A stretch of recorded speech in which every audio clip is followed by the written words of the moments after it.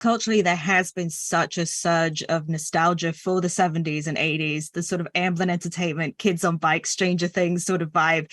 And I love that here it's so brutal. And was there a part of you that was consciously trying to push back on that nostalgia? Yeah, you know, I love Stranger Things. I really do. I'm on like episode 5 of the new season. It's terrific. But I did grow a little weary of consistently seeing, stories where middle school kids in these sort of paranormal, fantastical films were always coming from the same Spielbergian, suburban universe. And I felt like we're always interpreting an entire age of child, an era of growing up through the window of what was really Steven Spielberg's legacy in E.T. and Poltergeist and Close Encounters and all these different movies. My own friend next door knocked on my door when I was 9, and I opened the door and he was crying and he said somebody murdered my mom.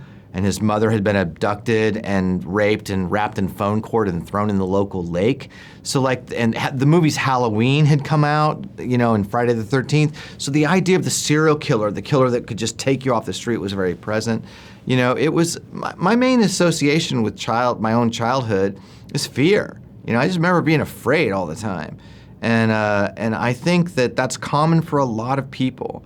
And so I think trying to go back and not be nostalgic about that era, not be fetishizing about the fashion or the things that we think are really charming about the era. But I tried to go back and recreate what North Denver in 1978 felt like to me.